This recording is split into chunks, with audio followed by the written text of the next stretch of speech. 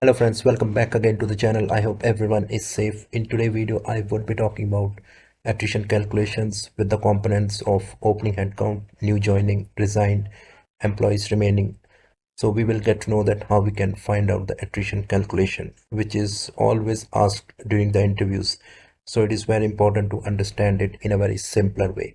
So now let's start with the video. Now you can see that on my screen, I have put it down some components here. You can see that month, opening headcount, new joining, resigned, employees remaining, average number of employees, and after that we have to calculate attrition percentage. So suppose these are the months I have from January till December, and I'm assuming the opening headcount for January month is 150 agent, and new joining we had 20 new agent joined within that period within January month, and 5 agent resigned in the month of January. How we can get to know that what are the remaining employees? So the formula would be your opening headcount plus your new joining minus your resigned. By that way, we would be having the employees remaining for the month of January. That would be 165. And what would be the average number of employees? So the average number of employees, how we can just get to know about it.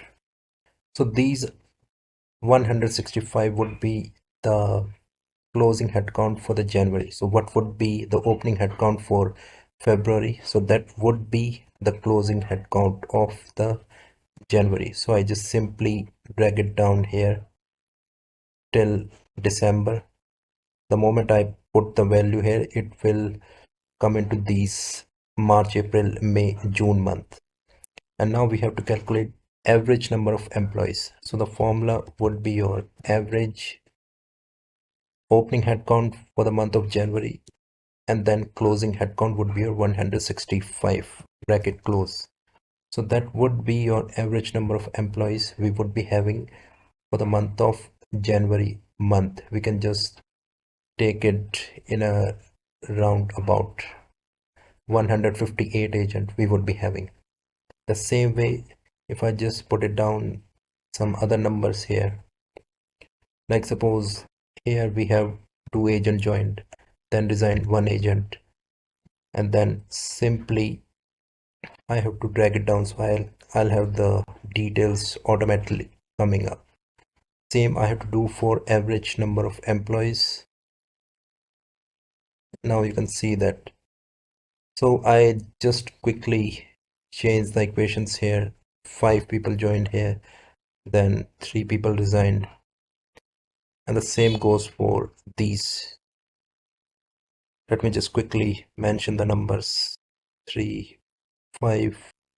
These are the random numbers I'm just putting down here, so we can have the idea of what kind of calculation is happening in the cells employee remaining and average number of employees. 0, 6, and the same I have to put it down for resign. 0, 4, 2, 4, 5, 2, 3, 0, 4. So now you can see that we have all the columns are filled or the rows are filled for employees remaining and average number of employees. Now on the basis of that, we have to calculate the attrition percentage.